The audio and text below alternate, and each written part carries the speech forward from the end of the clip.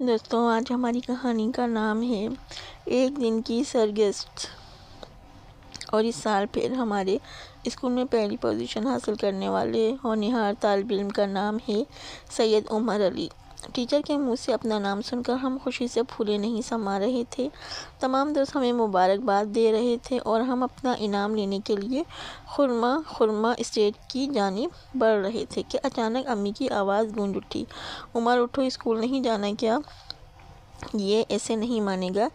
اس کے ساتھ ہی ایک زناٹے اور دار تھپڑ پڑا، چٹاک! ہم ہڑبڑا کر اٹھ بیٹھے۔ ابھی ہم اس ناگہانی آفت سے نپٹنے کی ترکیب سوچ ہی رہے تھے کہ ایک اور دھماکہ ہوا اور امی کی غصے بھری آواز سنائی دی، رات کو دیر سے سوتا ہے اور صبح وقت پر نہیں اٹھتا۔ اب ہم نے بدحواس ہو کر آنکھیں کھولیں اور اپنا گال سہلاتے ہوئے اٹھ کر ارد گرد کا جائزہ لینے لگے۔ اب ہمیں پتہ چلا کہ ہم دراصل خواب دیکھ رہے تھے۔ پھر ہمیں یاد آیا کہ ہم سوتے وقت الارم لگانا بھول گئے تھے، لیکن اب کیا ہو سکتا تھا؟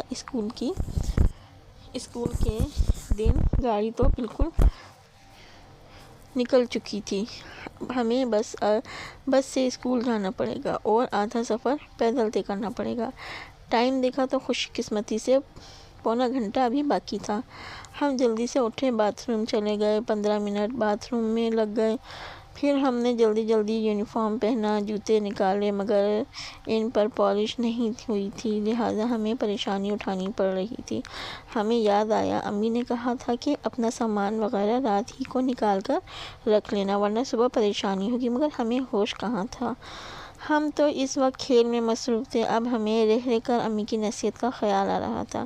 ہم نے جوتے پہن لیے اور بال بنانے لگے، لیکن بال تھے کہ بن ہی نہیں رہے تھے۔ آخر 10 منٹ اس میں لگ گئے تھے تو ابو کہنے لگے، پتہ نہیں آئینے کے سامنے کھڑے ہو کر کون سا سنگھار کرتا رہتا ہے، ایسا لگتا ہے کہ سارا اسکول اسی کو دیکھنے آتا ہے۔ اب ابو سے کیا کہتے؟ ہم نے جلدی میں ناشتہ بھی ٹھیک سے نہیں کیا اور سب کو خدا حافظ کہتے ہوئے گھر سے نکل پڑے۔ ایک بس آ گئی، ہم نے اس پر سوار ہونے کے لیے راڈ پکڑ کر اچانک ایک زوردار دھکا پڑا اور ہم 2 فٹ پیچھے جا گرے۔ دوبارہ کپڑے جھاڑتے ہوئے اٹھے اور ان لوگوں کی پرواہ کیے بغیر جو ہم پر ہنس رہے تھے زبردستی بس میں سوار ہو گئے۔ بس مسافروں سے کھچا کھچ بھری ہوئی تھی۔ ہم نے کنڈکٹر کو مسافروں سے پیسے لیتے ہوئے دیکھا تو بے اختیار ہم نے بھی کرائے کے لیے جیب میں ہاتھ ڈالا اور کرایہ ادا کیا۔ ہمارا اسٹاپ آنے والا تھا، ہم گیٹ کے پاس آ کر کھڑے ہو گئے۔ اب ایک نیا مسئلہ درپیش ہوا۔ بس کے رکتے ہی مسافر بس میں دھڑا دھڑ سوار ہونے لگے۔ ہم نیچے اترنے کی کوشش کرتے رہے، لیکن چڑھنے والے مسافر زیادہ تھے، اس لیے پھر اوپر پہنچ جاتے بڑی مشکل سے اتر پائے۔ اب ہمیں آدھا رستہ پیدل طے کرنا تھا۔ ہم خوش تھے کہ چلو بس سے تو جان چھوٹی، لیکن جب ہم نے گھڑی دیکھی تو ہماری خوشی فوراً رخصت ہو گئی۔ 8 بجنے میں صرف 5 منٹ باقی تھے۔ اگر ہم بھاگ کر راستہ طے کرتے تو ممکن تھا کہ مقررہ وقت پر پہنچ جاتے۔ ہم نے بھاگنا شروع کیا۔ آخر ہم اسکول کے قریب پہنچ گئے۔ اب ہم نے نیچے نگاہ دوڑائی تو ہمارے داہنے پاؤں کا انگوٹھا جوتے سے باہر نکلا ہمارا منہ چڑھا رہا تھا۔ اگر ایسا لگتا تھا جیسے وہ بھی ہماری بے بسی پر ہنس رہا ہے۔ پھر ہمیں یاد آیا کہ ہم اس جوتے کی مرمت کروانا بھول گئے تھے۔ جیسے تیسے کر کے ہم اسکول پہنچ گئے۔ پہلا پیریڈ کیمسٹری کا تھا۔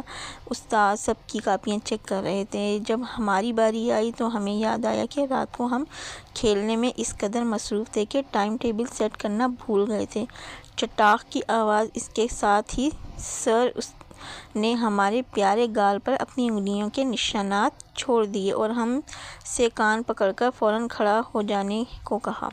صبح ہی صبح اس بھول کی وجہ سے 2 مرتبہ ہماری شامت آ چکی تھی اور ہم پھر اپنے حافظے کو کوستے ہوئے کھڑے ہو گئے۔ آخر چھٹی ہو گئی۔ ہم اپنی اسکول وین میں جا کر بیٹھ گئے۔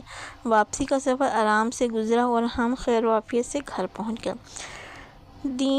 وین ہمیں گلی کے موڑ پر اتار کر چلی گئی۔ ہم اپنے اوپر پڑنے والی آفات کا سوچ رہے تھے۔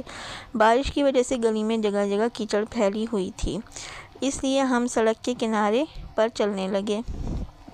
ہم اپنی دھن میں مگن چلے جا رہے تھے اور گزرتے ہوئے واقعات کے بارے میں سوچ رہے تھے کہ بدقسمتی سے ہمارا پاؤں کسی کم بخت کے پھینکے ہوئے کیلے کے چھلکے پر جا پڑا۔ ہم چھلکا پھینکنے والے کو برا بھلا کہتے ہوئے اٹھ کھڑے ہوئے۔ ہم بری طرح سے کیچڑ میں لت پت ہو چکے تھے، اس لیے تیزی سے گھر کی طرف روانہ ہوئے۔ گھر کا دروازہ کھٹکھٹایا تو امی نکلیں اور ہمیں دیکھ کر کہنے لگیں، معاف کرو بابا، ابھی کھانا نہیں پکا، تھوڑی دیر بعد آنا۔ یہ سن کر ہمارے تن بدن میں آگ لگ گئی، مگر ہم نے بڑی مشکل سے یقین دلایا کہ ہم ان کے بیٹے ہیں۔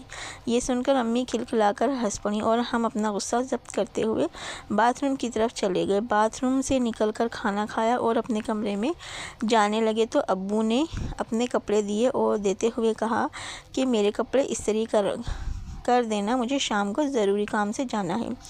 ہم نے ابو سے کپڑے تو لے لیے، لیکن تھکن سے ہمارا برا حال ہو رہا تھا۔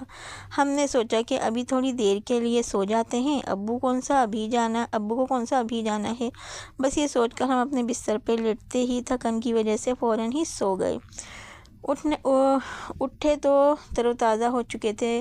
ہم نے سوچا کہ آئندہ جو بھی کسی کام کا کہے گا ہم اسے فوراً کر ڈالیں گے، کوئی ٹال مٹول نہیں کریں گے۔